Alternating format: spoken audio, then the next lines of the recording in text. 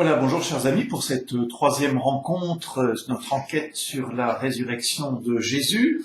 C'était demandé la première fois avec quels mots les évangiles nous parlent de cette résurrection. La rencontre précédente, quels témoins, dans quel lieu? Vous avez noté cette grande variété de situations, de lieux où Jésus a rencontré ses disciples. Et puis aujourd'hui, on va se poser la question, mais comment Jésus s'est-il fait reconnaître? Parce que notre première surprise, quand nous regardons le récit de ces évangiles, c'est qu'on a vraiment l'impression que les disciples, hommes ou femmes, ce jour-là, n'avaient pas mis leurs lunettes. Ils se trouvent à côté de Jésus, les disciples d'Emmaüs marchent avec lui plus d'une heure, ils ne le reconnaissent pas. Marie-Madeleine, qui connaissait très bien Jésus, qui était une intime, eh bien, se trouve face à face avec lui et le prend pour le jardinier.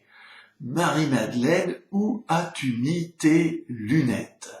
Et même au bord du lac, l'ensemble des disciples voient sur le rivage cet homme et ne le reconnaissent pas.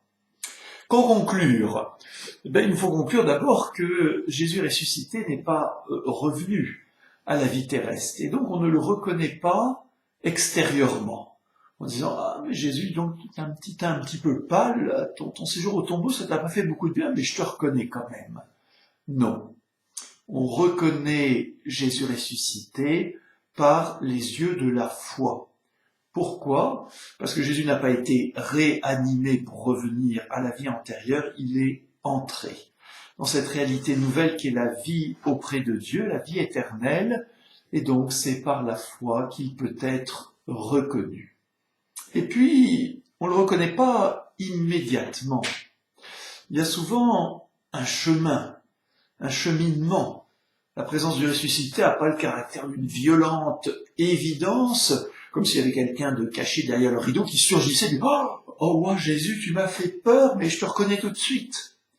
Non, il y a un chemin, le récit d'Emmaüs nous le dit de manière très belle, par lequel peu à peu on se prépare à reconnaître par la foi cette présence. Au fond, pourquoi ces disciples, ces hommes et femmes qui ont vécu si longtemps avec Jésus dans le cours de sa vie terrestre ne le voient pas? Mais ils ne voient pas parce qu'ils n'ont pas encore compris ce qui est arrivé à Jésus. L'évangéliste Jean le dit très clairement, chapitre 20, verset 9, « Jusque-là, en effet, les disciples n'avaient pas compris que, selon l'Écriture, il fallait que Jésus ressuscite d'entre les morts. » Alors, comment le reconnaître? D'abord, notons que le reconnaître, c'est, la plupart du temps, le reconnaître en Église, le reconnaître en groupe de disciples, et non pas isolément. La seule exception est le récit de la rencontre de Jésus avec Marie-Madeleine, mais même à la fin de cette rencontre, Marie-Madeleine reçoit la mission d'aller l'annoncer aux disciples, et non pas isolée du groupe des disciples. Et puis, deuxième point que nous allons maintenant détailler, eh bien, cette reconnaissance de Jésus ressuscité se fait par étapes. Il y a une progression, et dans cette progression, on va trouver 5 signes principaux, qui sont ces signes que Jésus donne, par lesquels il permet à ses disciples de le reconnaître. Alors, premier signe, la parole. On voit Jésus si on écoute. L'oreille va permettre aux yeux de voir Jésus.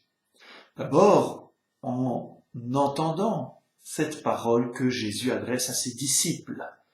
Marie-Madeleine confond Jésus avec le jardinier, Jésus lui dit « Marie », et tout d'un coup, elle le voit. Et puis il y a aussi pour les disciples d'Emmaüs, ce long cheminement, Jésus les écoute et après prend la parole. Et que fait-il? Il dit « c'est moi ». Il leur explique dans toute l'Écriture, c'est-à-dire l'Ancien Testament, ce qui le concernait. Il leur ouvrit l'intelligence à la compréhension des Écritures. Or, qu'annonce l'Ancien Testament? Que leur explique Jésus? Il leur explique tout ce qui le concerne, et en particulier ces prophéties du serviteur souffrant, qui explique qu'il fallait que le Messie, l'envoyé de Dieu, souffre tout cela, soit mis à mort et ressuscite. En fin de compte, ce qui aveugle les disciples et les empêche de le reconnaître, lui, Jésus ressuscité, mais c'est toujours le scandale de la croix, qui leur est, c'est le cas de le dire, en travers de la gorge. Autrement dit, pour voir le ressuscité, il faut d'abord regarder autrement la croix. Et ce n'est pas par hasard si, après le signe de la parole, le deuxième signe par lequel Jésus se fait reconnaître, c'est justement le signe de la passion. C'est très frappant dans ce récit rapporté par l'évangéliste Jean, chapitre 20, de la rencontre de Jésus ressuscité qui vient auprès des disciples enfermés dans la chambre haute. Il leur montra ses plaies. Il leur montre les signes de la croix dans ses mains et la plaie sur son côté. On pourrait se dire, mais Jésus aurait quand même pu choisir d'autres signes de reconnaissance, faire un miracle par exemple. Non, il montre les signes de sa passion. Il invite même Thomas à venir toucher, contempler ces signes de sa passion. Pourquoi ? Pour deux raisons. La première, parce que le crucifié est maintenant vivant, il est bien le même.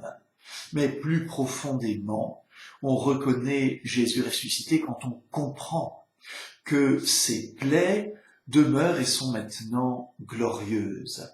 La croix devient le signe de l'amour total.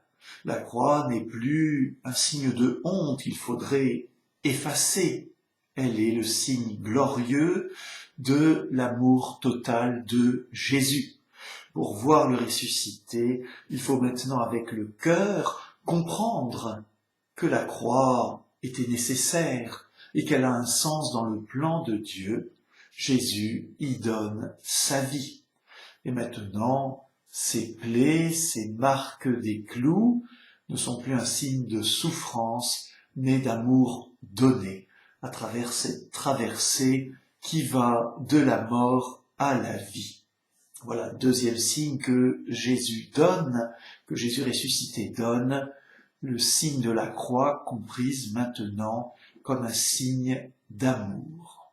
Et puis il y a un troisième signe tout à fait fondamental que Jésus donne, c'est le repas partagé, le pain rompu. Nous avons trois récits qui montrent le ressuscité invitant à sa table dans l'évangile de Luc, dans l'évangile de Jean, et partageant le pain.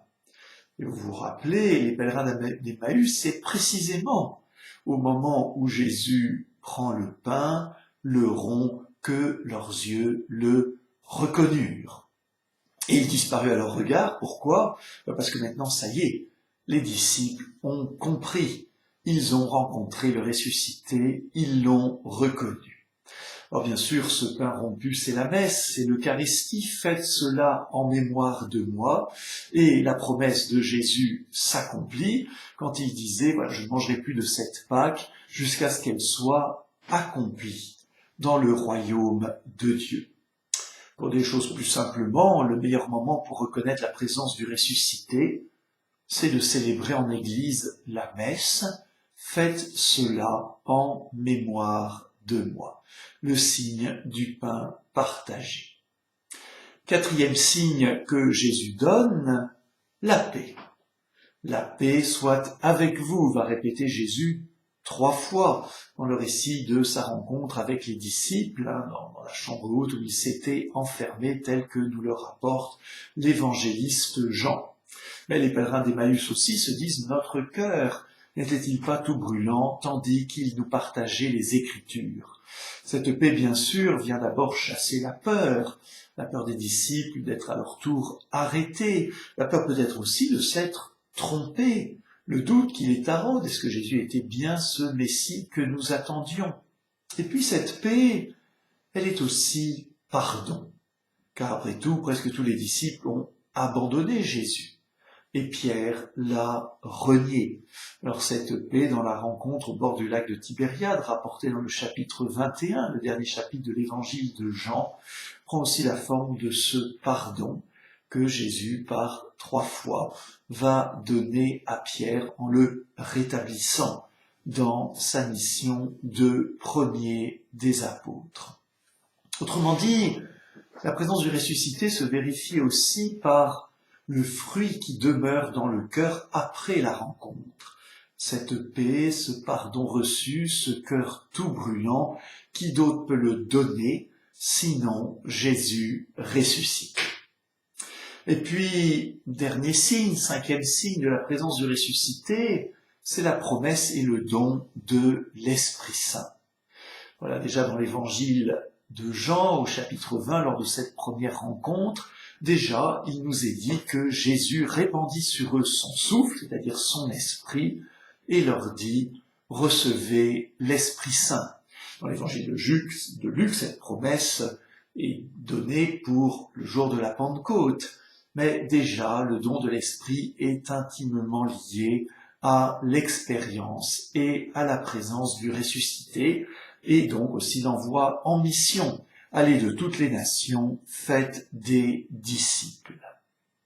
Voilà la parole, le signe des plaies du crucifié, le signe du repas partagé, le signe de la paix que l'on reçoit, le signe de l'Esprit Saint promis. Voilà ces signes que Jésus ressuscité offre à ses disciples pour être reconnus dans sa présence nouvelle de ressuscité. Et pourtant, Jésus dit « ne me retiens pas ».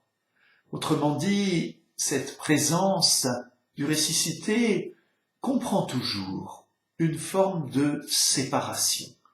Pourquoi ? Parce que Jésus ressuscité ne revient pas au bon vieux temps. Il ne s'agit pas de revenir à sa vie terrestre, il ne s'agit pas de garder Jésus dans une sorte de nostalgie, il s'agit maintenant d'avancer. Le vivant, Jésus, est en avant de ses disciples. Il est en chemin vers son Père et il va préparer une place pour ses disciples.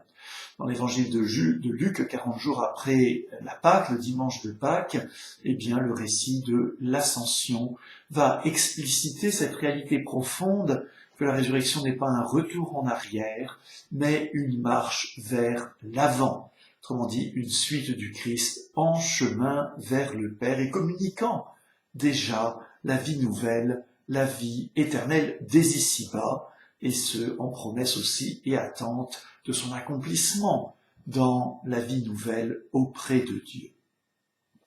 Alors, tout cela est beau, mais est-ce plausible ? Pouvons-nous faire confiance au témoignage des disciples, hommes et femmes, qui ont rencontré Jésus ? Eh bien, nous verrons ça lors de notre prochaine rencontre. Quelle preuve avons-nous de la résurrection ? À bientôt.